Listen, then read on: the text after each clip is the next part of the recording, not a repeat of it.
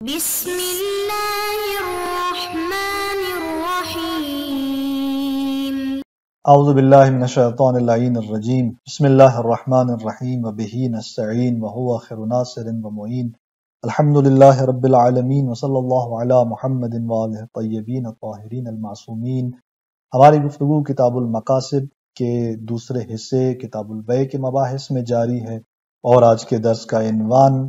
آیا بیع صحیح میں حقیقت ہے یا صحیح اور فاسد دونوں میں حقیقت ہے؟ یعنی علم اصول کے اندر یہ بحث کی جاتی ہے کہ عبادات اور معاملات کے اسامی جو ہیں وہ کس چیز میں حقیقت ہیں، آیا اس مورد میں کہ جہاں وہ صحیح طور پر واقع ہوں یا صحیح اور فاسد دونوں کو شامل ہیں۔ تو یہ عنوان ہے آج کے ہمارے درس کا، اور اس درس کے اہم مطالب جو آج کے درس میں مد نظر ہیں ان میں سے پہلا مسئلہ، اس مسئلے میں شیخ ثانی کی نظر کیا ہے، وہ کیا فرماتے ہیں۔ بیع کے صحیح میں حقیقت ہونے پر شہید اول کے دلائل، انہوں نے کن دلائل کو اپنی نظر کے حوالے سے بیان کیا ہے، اور پھر شہید اول کی نظر کیا ہے۔ اسی طرح بیع کے صحیح میں حقیقت ہونے پر شہید اول کے دلائل کیا ہیں۔ تو یوں شیخ انصاری رحمۃ اللہ علیہ اس مسئلے میں شیخ ثانی کی نظر کو بیان کرتے ہیں، شہید اول کی نظر کو بیان کرتے ہیں، ان کے دلائل کو بیان کرتے ہیں، اور پھر آگے جا کر اس پر مناقشہ اور پھر توجیحات بھی بیان ہوتی ہیں۔ تو اس سلسلے میں ہم چلتے ہیں آج کے پہلے مطلب کی طرف کہ جو شہید ثانی کی نظر میں یہ مسئلہ ہے اور جس کو شیخ انصاری یہاں پر بیان کر رہے ہیں۔ میں مقدمے کے طور پہ یہاں پہ عرض کروں گا کہ گزشتہ تعریفات میں دیکھا کہ بیع کچھ تعریفات کی بنا پر سبب انشاء تملیک کا نام ہے، اسی طرح کچھ میں بیع مسبب یعنی انتقال اور اثر کا نام ہے۔ تو یوں ہم نے تعریفات دیکھی، اسباب اور مسببات دونوں کی معنی میں بیع کو دیکھا گیا، لہٰذا یہی وجہ بنتی ہے یہاں پر آج کی اس بحث کی، جس میں یہ بحث کی جا رہی ہے کہ آیا بیع جو ہے وہ صحیح معنی میں حقیقت رکھتی ہے یا صحیح اور باطل دونوں کو شامل ہے۔ کیونکہ جہاں پر ہم نے دیکھا کہ بیع سبب کا نام ہے یا بیع مسبب کا نام ہے، تو یوں یہاں پر علم اصول کے اندر ایک بحث بیان کی جاتی ہے کہ الصحیح اور العام کے نام سے، اور وہاں پر یہ بحث ہوتی ہے کہ تمام کے تمام اسامی اور عناوین کے جو عبادات کے ہیں جیسے صلاۃ ہے، صوم ہے، اور اسی طرح تمام وہ اسامی کے جو معاملات کے ہیں جیسے بیع، نکاح اور اس کے علاوہ دیگر اسامی معاملات، ایقاعات، اور یہ جتنے بھی اسامی ہیں آیا بالخصوص اسی عبادت یا معاملے کی معنی میں ہیں کہ جو صحیح ہو یعنی تام الاجزاء و شرائط ہوں، اور یا مثلا جو ہے یہ عام ہے یعنی دونوں کو شامل ہیں، چاہے وہ صحیح طور پر واقع ہوں چاہے وہ صحیح طور پر واقع نہ ہوں، باطل طور پر واقع ہوں، دونوں کو یہ اسامی اور عناوین شامل ہیں۔ تو یہاں پر ہم دیکھتے ہیں علم اصول کے اندر بعض افراد صحیحی بنتے ہیں یعنی صحیح کے قائل ہوتے ہیں، بعض عامی بنتے ہیں جو عام کے قائل ہوتے ہیں، اور معاملات کے اندر بالخصوص یہ بحث ہوتی ہے کہ معاملات کن چیزوں کے لیے وضع کیے گئے ہیں، یا عناوین معاملات آیا مسببات کے لیے وضع کیے گئے ہیں یا اسباب کے لیے وضع کیے گئے ہیں۔ اگر مسببات کے لیے وضع کیے گئے ہیں تو مسببات کو بسیط جانا جاتا ہے کہ یہ مسبب یا ہے یا نہیں ہوگا، ایسا نہیں ہے کہ مثلا ہو اور پھر باطل صورت میں سامنے آئے، نہیں، مثلا ملکیت ہے کہ یہ جو انتقال اور اثر اور ملکیت کی معنی میں کہ جو مسبب ہے اس معنی میں اگر جانا جاتا ہے تو مسبب یعنی وہ ملکیت یا ہوگی یا نہیں ہوگی، ایسا نہیں ہے کہ ملکیت حاصل ہو اور پھر وہ باطل اور غیر صحیح صورت میں حاصل ہو۔ تو لہٰذا کہتے ہیں کہ مسببات کے لیے اگر وضع کیا گیا ہو ان عناوین کو تو وہاں پر پھر یہ بحث نہیں آئے گی، لیکن اگر اسباب کی معنی میں بیع کو لیا جائے تو پھر یہ بحث بنتی ہے کہ یہاں پر یہ سوال اٹھایا جائے کہ آیا یہاں پر بیع کہ جس کا معنی انشاء تملیک یعنی سبب کی معنی میں ہے تو یہاں پر مراد کیا ہے؟ صحیح اور تام الاجزاء و شرائط معنی میں حقیقت رکھتی ہے یہ اسم جو ہے بیع کا، یا نہیں بلکہ اعم من الصحیح والفاسد ہے؟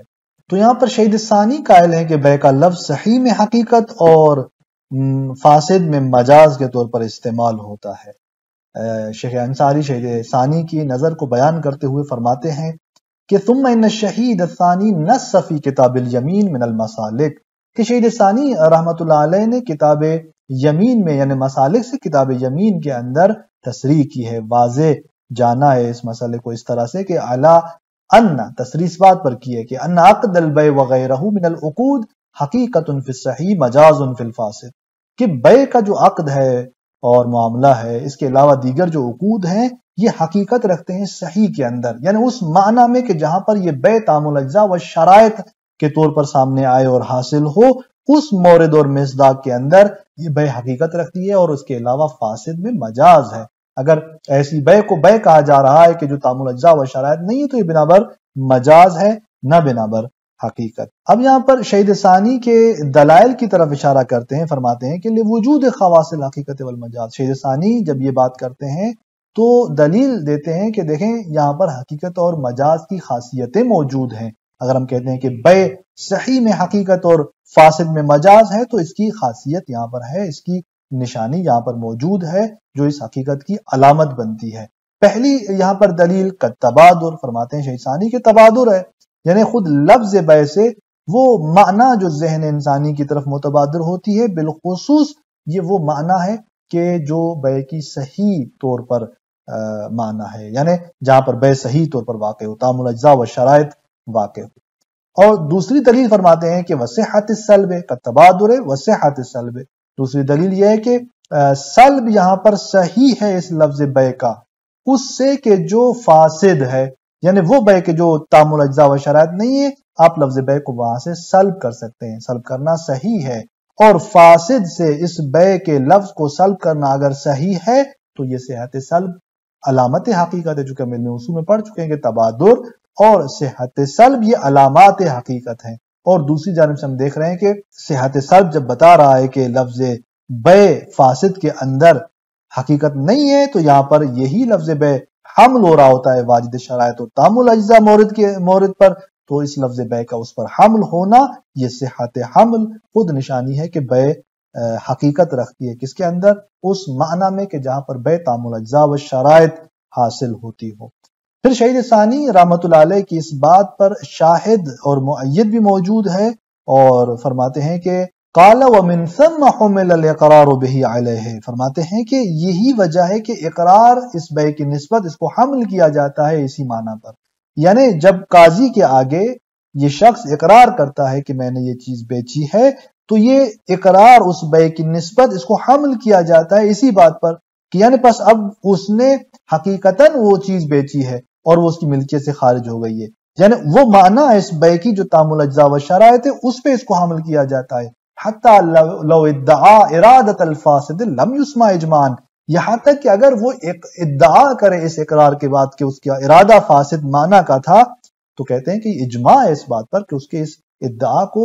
نہیں سنا جائے گا۔ اب یہاں پر دیکھیں کس طرح ہم اس مسئلے سے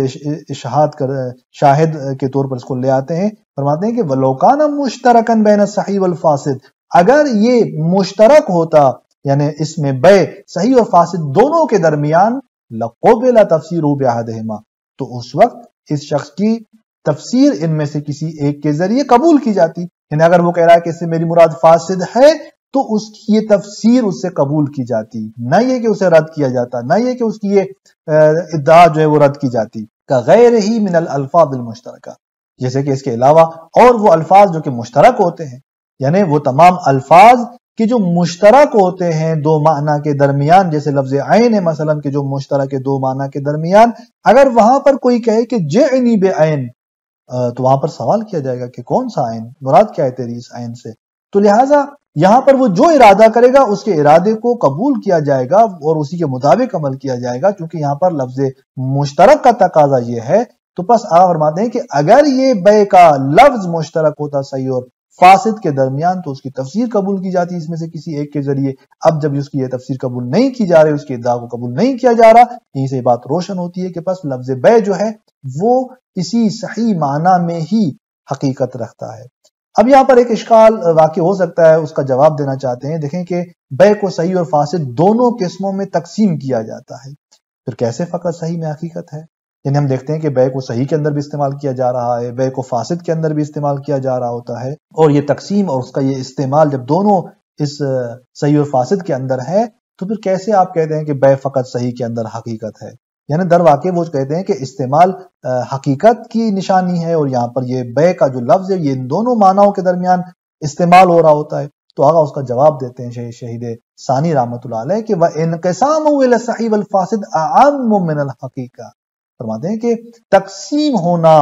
اور اس لفظ بے کا صحیح اور فاسد کی طرف یہ اعم از حقیقت ہے، یعنی حقیقت سے عام ہے، حقیقت کو بھی شامل ہوتا ہے، غیر حقیقت کو بھی شامل ہوتا ہے۔ یہ تقسیم دلالت نہیں ہے کہ پس لفظ بے حقیقت ہے ان دو معنی کے درمیان، نہیں، بلکہ یہ استعمال ہونا جہاں اس بات کو بھی احتمال دیتا ہے کہ ممکن ہو وہ اس کے اندر حقیقت ہو، وہاں پر اس حقیقت سے عام ہے، یعنی مجاز کے طور پر استعمال ہونے کا معنی بھی وہاں سے لیا جا سکتا ہے۔ انتہا، اور فرماتے ہیں کہ شہید ثانی کا جو کلام ہے، جو ان کی بات ہے اس سلسلے میں، وہ یہاں منتہی ہوتی ہے۔ اب اس کے بعد شہید اول کی نظر کو بیان کرتے ہیں اور اس کی دلیل کو پیش کرتے ہیں۔ فرماتے ہیں کہ شہید اول کا بیان در واقع یہ ہے کہ جعل کردہ یہ تمام ماہیات، پھر چاہے عبادات ہوں یا معاملات ہوں، فاسد پر اطلاق نہیں آتے، یعنی کبھی بھی یہ فاسد کے لیے استعمال نہیں ہوتے۔ اس کا مطلب یہ ہے کہ وہ اس بات کو بیان کرنا چاہتے ہیں کہ بس صحیح ہی معنی کے اندر یہ حقیقت رکھتے ہیں۔ وقال الشہید الاول فی قواعدہ، شہید اول نے اپنی کتاب قواعد کے اندر اس مسئلے کو بیان کیا ہے کہ الماہیات الجعلیہ، ماہیات کے جو جعلی ہیں، جعلی سے مراد یعنی جن کو اعتبار کیا گیا ہے، یعنی وہ اسامی اور عناوین ہیں کہ جن کو اعتبار کیا گیا ہے، کصلاۃ والصوم، جیسے صلاۃ اور صوم ہے کہ در واقع ان کا جائل شارع مقدس ہیں کہ اس نے ان الفاظ کو ان معانی میں جعل کیا ہے، اعتبار کیا ہے۔ وسائر العقود، اور دیگر تمام عقود کے ان کا جائل تمام وکلا ہیں جنہوں نے الفاظ کو ان معانی میں اعتبار کیا ہے، جو کہ شاعر نے آ کر ان معاملات اور ان عقود کو امضا کیا ہے۔ تو یہ جائل کہ جس نے آ کر ان ماہیات کو ان معانی کے لیے جائل کیا ہے، اعتبار کیا ہے، آقا فرماتے ہیں شہید اول کہ لا تطلق علی الفاسد، یہ تمام کی تمام ماہیات جعلی جو ہیں جن کو اعتبار کیا گیا ان معانی کے لیے، فاسد پر اطلاق نہیں کی جاتی، الا الحج، مگر حج کے لیے، وجوب المضی فی، کیونکہ حج کے اندر جو ہے وہ استمرار اور اس کو آگے بڑھانا جو ہے وہ واجب ہوتا ہے۔ اگر آپ حج انجام دے رہے ہیں اور کوئی ایک جز اور ایک شرط جو ہے وہ ناقص ہو جاتی ہے، فاسد ہو جاتی ہے، تو وہاں پر اس حج کے اندر یہ امر ہے کہ اس کو آگے تک لے کے جاؤ اور اس عمل کو آخر تک پہنچاؤ، تو لہٰذا وہاں پر اس فاسد پر بھی حج اطلاق ہوتا ہے کیونکہ یہ امر موجود ہے۔ وَإِلَّا آپ دیگر تمام عناوین کو دیکھیں، ماہیات جعلی اور جو اعتبار کی گئی ہیں، صلات ہوں، عبادات ہوں، چاہے وہ معاملات ہوں، وہ فاسد پر اطلاق نہیں آتی۔ انتہا، اور شہید اول کا یہ بیان کلام یہاں پر منتہی ہوتا ہے۔ اطلاق سے کیا مراد ہے یہاں پر؟ آپ دیکھیں کہ شہید اول نے جب کہا کہ لا تطلق علی الفاسد، کہ یہ فاسد پر اطلاق نہیں آتے، تو مراد کیا ہے اس اطلاق سے، اس استعمال نہ ہونے سے کیا مراد ہے شہید اول کی؟ شیخ انصاری رحمۃ اللہ علیہ فرماتے ہیں کہ وَظَاهِرُهُ إِرَادَةُ الْإِطْلَاقِ الْحَقِيقِي، کہ ان کا ظاہر جو ہے وہ یہ ہے کہ مراد اطلاق حقیقی ہے، یعنی یہ جو جتنے بھی کلمات ہیں، عناوین ہیں، ماہیات جعلی، یہ اپنے حقیقی معنی کے لحاظ سے فاسد پر استعمال نہیں ہوتے، یعنی فاسد پر حقیقت کے طور پر استعمال نہیں ہوتے، یعنی معنی حقیقی ان کی جو ہے وہ مورد نہیں ہے کہ جہاں پر یہ باطل اور فاسد کے طور پر واقع ہوتے۔ تو یوں یہاں پر ہم دیکھتے ہیں کہ شہید ثانی اور شہید اول اس بات کے قائل ہوتے ہیں کہ یہ جتنے بھی عناوین ہیں یہ صحیح میں حقیقت رکھتے ہیں اور فاسد میں حقیقت نہیں رکھتے۔ اور یہاں پر اگلا جو درس ہے وہ در واقع ان کے اشکال اور مناقشے کے حوالے سے ہے کہ جس کو ہم اگلے درس کے اندر بیان کریں گے۔ والسلام علیکم ورحمۃ اللہ وبرکاتہ۔